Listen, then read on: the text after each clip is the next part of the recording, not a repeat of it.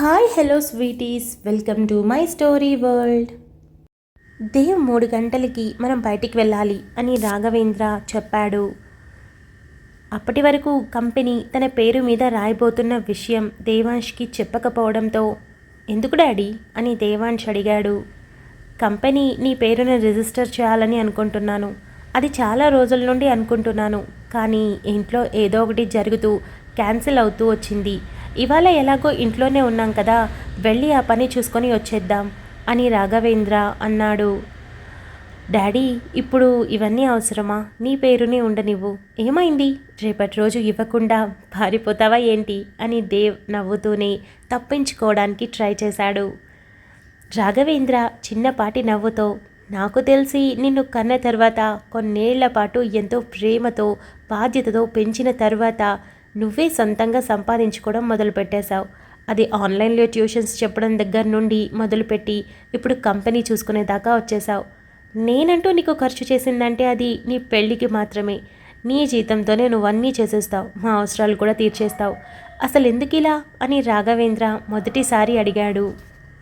అందరూ అక్కడే ఉండడంతో దేవాంష్ ఏం చెప్తాడా అని చూడటమే కాకుండా చాలామందికి ఆ అనుమానం మొదటి నుండి ఉండటంతో చూస్తూ ఉన్నారు. ఎందుకు డాడీ అలా అడుగుతున్నావు? అదేం లేదు, నువ్వు చదివిస్తేనే నేను సంపాదించడం మొదలుపెట్టాను. ఆ విషయం మర్చిపోయావా అని దేవాంష్ అన్నాడు.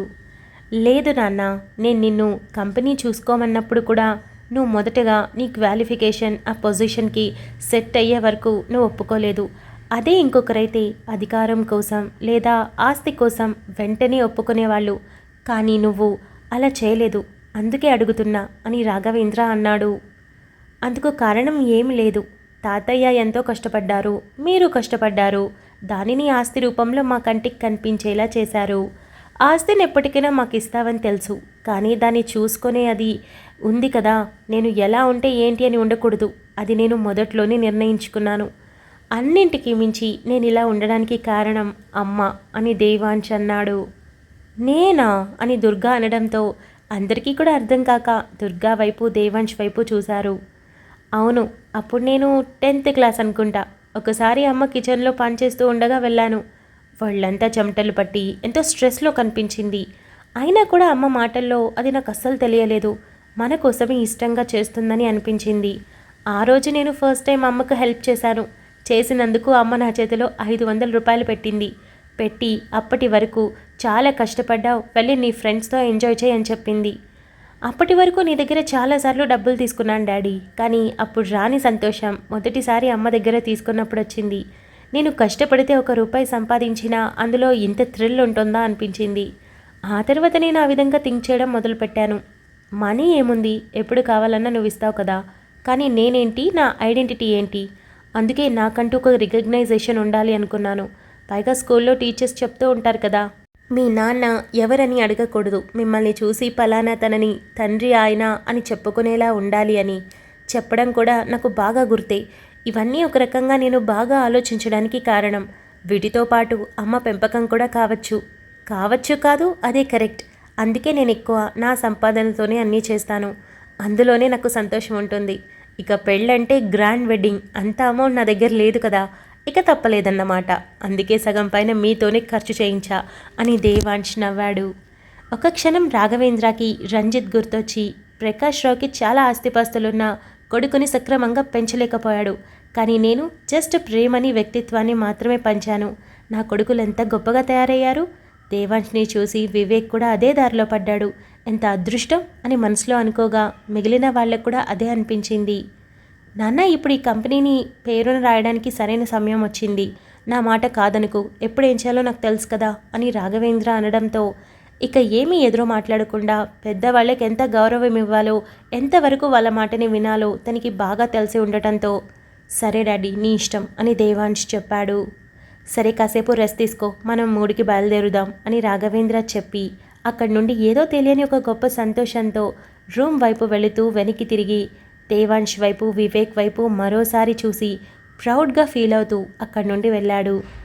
దేవాంశ్ రూమ్లోకి వెళ్ళి షర్ట్ తీస్తూ ఉండగా మధు వెళ్ళడంతో, అబ్బబ్బా ఎంత ఉక్కపోతా, నీ షర్ట్ తడిచిపోయింది, చాలా కష్టపడ్డావులే అని మధు అంటూ కాస్త హెల్ప్ చేసి షర్ట్ తీసి, దెబ్బ బాగానే తగ్గిపోయింది, ఇక మీద జాగ్రత్తగా ఉండు, నీ ఒంటి మీద చిన్న గీర పడడం నా సంగతి అటు ఉంచితే మామయ్య గుక్క పెట్టి ఏడ్చేలా ఉన్నాడు. నా బిడ్డకింతవరకు ఒక దెబ్బ కూడా తగలలేదని 100 సార్లు అన్నాడు తెలుసా అని మధు చెప్పింది. దేవాంశ్ నవ్వుతూ తల ఊపి, మధు నాకు ఒక కోరిక కలిగింది, సడన్గా వెంటనే తీరిపోతే బాగుండని కూడా అనిపిస్తుంది అని దేవాంశ్ అన్నాడు. ఏంటది అని మధు అడిగింది. నాకు నాన్న కావాలనిపిస్తుంది అని దేవాంశ్ అన్నాడు. మామయ్య రూమ్లో ఉన్నారు కదా, వెళ్ళు అని మధు అయోమయంగా చూస్తూ చెప్పింది. దేవాంశ్ తల అడ్డంగా ఊపి, అది కాదు, నేను నాన్న అయిపోవాలి అని ఎంతో ఇన్నోసెంట్గా అన్నాడు. ఎట్టెట్టా, ఇదేమైనా షాప్లో బిస్కెట్ అనుకుంటున్నావా లేదా చాక్లెట్ అనుకుంటున్నావా? అలా ఎలా అవుతావు? కొంచెం ఆగాలి సార్, మనకి పెళ్ళై తిప్పి కొడితే 2 నెలలు కూడా కాలేదు, అప్పుడే అంటే కొంచెం కష్టమే కదా అని మధు అనింది. నాకు తెలుసు, కానీ అలా అనిపించింది, ఎందుకంటే మా నాన్న ఆఖరిసారిగా రూమ్లోకి వెళ్ళేటప్పుడు నన్ను వివేక్ని చూసి వెళ్ళాడు. అప్పుడు మా నాన్న కళ్ళల్లో ఒక స్పార్క్, ఆ నవ్వులో ఒక కమ్మదనం కనిపించింది. నాకు కూడా ఇప్పుడే ఒక కొడుకు ఒక కూతురు కావాలనిపిస్తుంది అని దేవాంశ్ దిగాలుగా అన్నాడు. మధు నవ్వుతూ కూర్చో అని దేవాంశ్ని కూర్చోబెట్టి తన ఎదురుగా నిలబడి మొహాన్ని దోసెట్లోకి తీసుకొని పైకెత్తి, ఏంట్రా చిన్నపిల్లాళ్ళ కనిపిస్తున్నావు?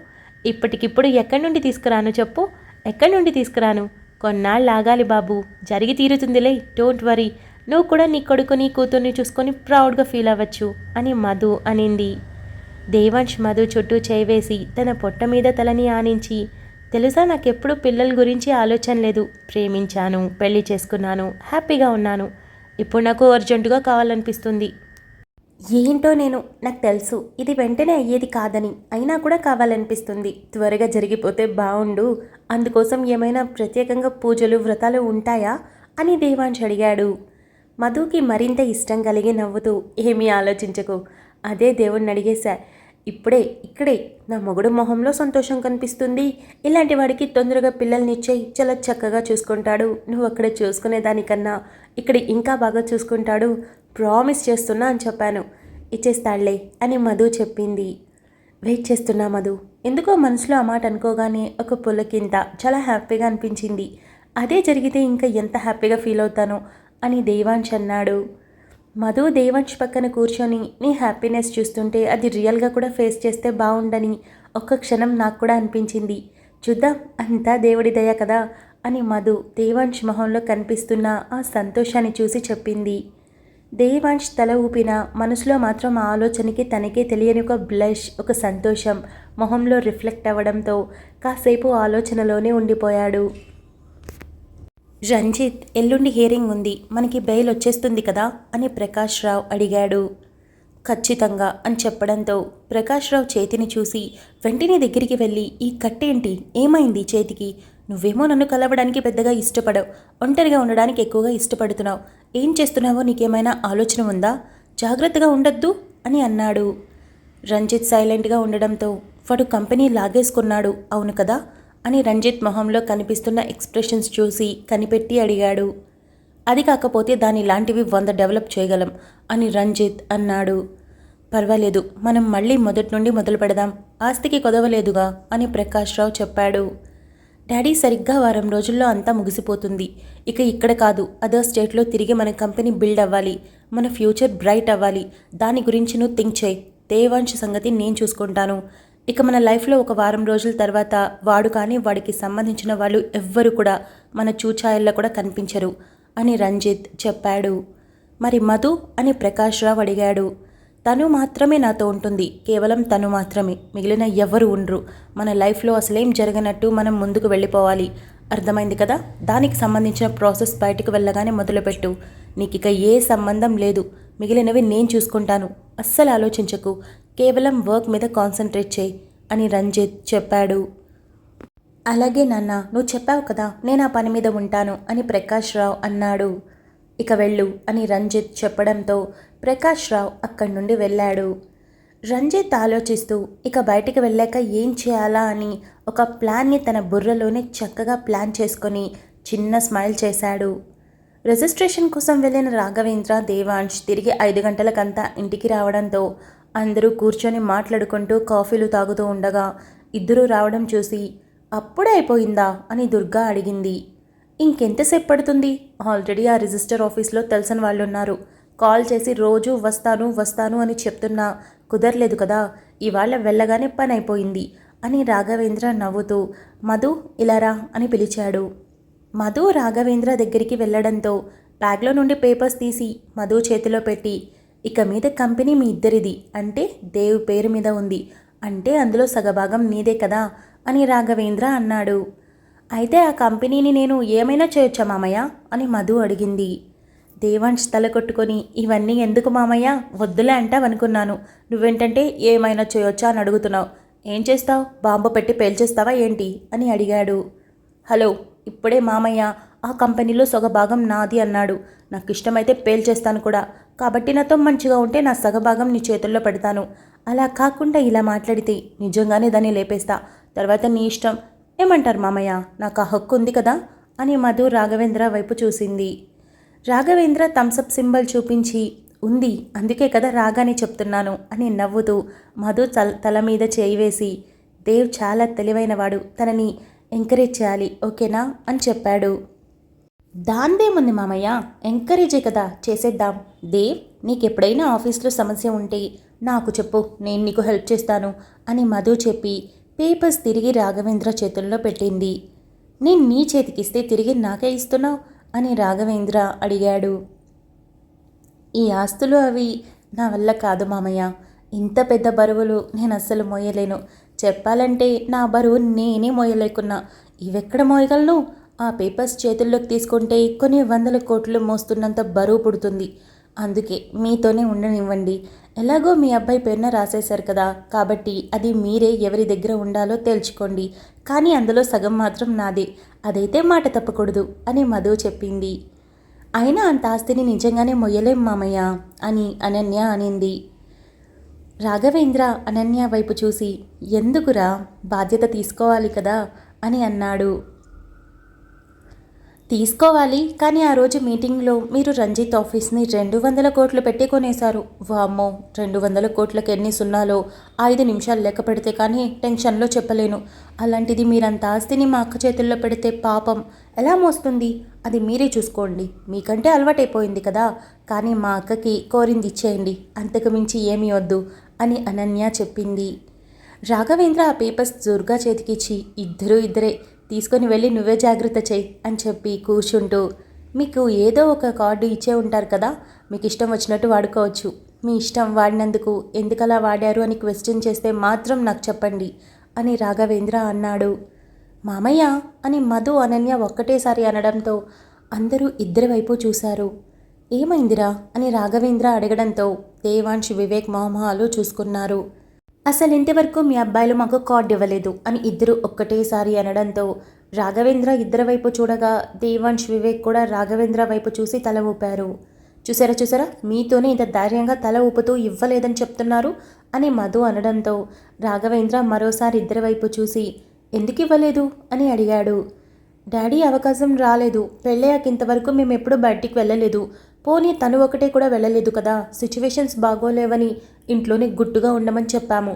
అందుకే అవసరం రాలేదు, ఇవ్వలేదు అని వివేక్ టక్కున చెప్పాడు. నేను కూడా అంతే, కానీ ఒకసారి అమ్ము పెళ్ళికని ఊరు వెళ్లే ముందు షాపింగ్కి వెళ్ళేటప్పుడు కార్డు ఇచ్చాను కదా అని దేవాంశ్ చాలా గుర్తుగా చెప్పాడు. ఇచ్చాడు మామయ్య, ఇచ్చాడు. షాపింగ్ చేసి వచ్చాక నేను కార్డు ఇస్తే తీసేసుకున్నాడు. వద్దు మధు, నీతోనే ఉండనివ్వు, నువ్వెప్పుడేం కావాలంటే అది కొనుక్కో అని చెప్పచ్చుగా. చెప్పలేదు అని మధు రివర్స్ అవ్వడంతో దేవ్ తల కొట్టుకొని, అమ్మని ఎంత పగడ్బందీగా ఇరికించేస్తుంది అని అనుకొని, డాడీ, ప్రపంచంలో భార్యలందరూ ఒకేలా ఉంటారా, లేదా ఏమైనా మార్పులు చేర్పులుంటాయా అని అడిగాడు. మార్పులుంటాయి, చూడ్డానికి రూపాలు వేరంతే అని రాఘవేంద్ర నవ్వుతూ అనడంతో మధు మూతి తిప్పి, చూడందత్తయ్య మామయ్య ఎలా మాట్లాడుతున్నారో అంటూ వెళ్ళి అనన్య పక్కన కూర్చుంది. మగాళ్ళు కూడా అందరూ ఒకటేరా, కాకపోతే వాళ్ళు రంగులు మారుస్తూ ఉంటారు అవసరానికి తగ్గట్టు అని దుర్గా అనింది. ఇక ఆ మాటలు అక్కడితో ఆగలేదు. సుమారు గంటపాటు సరదాగా మాట్లాడుకుంటూ సరదాగా గడిపిన తర్వాత ఎవరి పనుల్లో వాళ్ళు పడిపోయారు. దేవాంశ్ రూమ్లోకి వెళ్ళడంతో వెంటనే సాగర్ ఫోన్ చేయగా లిఫ్ట్ చేసి, చెప్పు సాగర్ అని అన్నాడు. Thank you so much for listening guys. Update నచ్చినట్టయితే లైక్ చేయండి, షేర్ చేయండి, కమెంట్ చేయండి, అలానే సబ్స్క్రైబ్ చేసుకోండి. వచ్చేసాను ముచ్చట్లకి. ఎలా అనిపించింది అప్డేట్ కమెంట్ చేయండి. సండే కదా, అందుకే కొంచెం చిన్న అప్డేట్, అంటే ఒక 2 మినిట్స్ అయినా తక్కువే ఇచ్చాను. ఇకపోతే లాస్ట్ అప్డేట్ కమెంట్స్ విషయానికి వస్తే చాలా మంచిగా అనిపించాయి. హ్యాపీ ఫ్రెండ్షిప్ డే అని చాలామంది విష్ చేశారు. Thank you so much. ఇవాళ కూడా కమెంట్స్ చాలా చాలా ఎక్కువ వచ్చాయి. మార్నింగ్ నుండి విష్ చేస్తున్నారు. చాలా హ్యాపీగా అనిపించింది. అండ్ కమెంట్స్ విషయానికి వస్తే రేవంత్ ఇవాళ చాలా నచ్చాడు, పూజ చెప్పకుండానే అర్థం చేసుకున్నాడు తనని అని అన్నారు. ఆఫ్ కోర్స్ అర్థం చేసుకుంటాడు. నేను చెప్పాను కదా, వాళ్ళ రిలేషన్ చాలా నార్మల్గా ఫ్లోలో వెళ్తుంది. పరిస్థితులను బట్టి రేవంత్ మారుతూ వచ్చేస్తాడు ఫాస్ట్గా. అటు పూజ కూడా ఇంకా పెళ్ళైపోయింది కాబట్టి ఇదే నా లైఫ్ అన్నట్టు వచ్చేస్తుంది. అంతేగాని పని కట్టుకొని సిచ్యువేషన్స్ వాళ్ళ కోసం క్రియేట్ చేసి వాళ్ళ మధ్య లేని ఒక రొమాన్స్ని పెట్టి అట్లా వాళ్ళు ఒక్కటవ్వడం ఇందులో ఈ స్టోరీలో జరగదంటే జరగదు. కాబట్టి మీకు ఈ స్టోరీ చాలా నార్మల్గా బాగా నచ్చుతుందన్నమాట. అంటే వాళ్ళ లవ్ చాలా సెన్సిటివ్గా చాలా మంచిగా అనిపిస్తుంది. ఒకరి కోసం ఒకరు స్టాండ్ తీసుకోవడం అవి భలే ఉంటాయి కదా. మన మన మనం ప్రేమించే వాళ్ళు మన కోసం ప్రతిసారి ఏదో ఒక స్టెప్ తీసుకుంటూ ఉంటే అది తెలియని ఒక హ్యాపీనెస్ని క్రియేట్ చేస్తుంది. ఇక దాంతోపాటు భర్త కనుక భార్యకు విలువివ్వకపోతే ప్రతి మగాడు వెంకట్లాగే బిహేవ్ చేస్తాడని కమెంట్ చేశారు. అఫ్ కోర్స్ నేను అది పోర్ట్రే చేయడానికి నేను ఆ పార్ట్ రాశాను. యాక్చువల్లీ నా మనసులో ఉన్నది అదే అనమాట.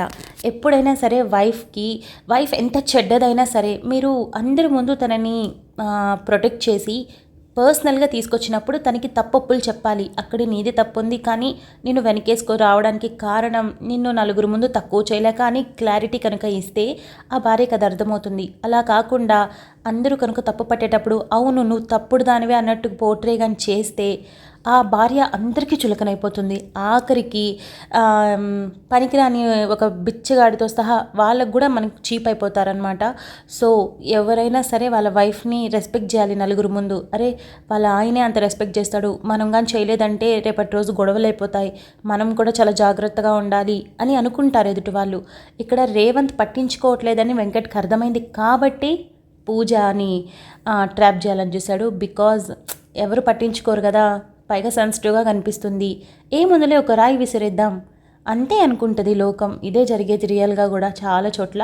సో అది కరెక్ట్గా మీకు కన్వే అయింది. I'm very very happy. అంతే ముచ్చట్లు. మనం రేపు సంజు అండ్ మైరా కాన్వర్జేషన్తో కలుసుకుందాం. అంతవరకు keep smiling, stay healthy, bye guys.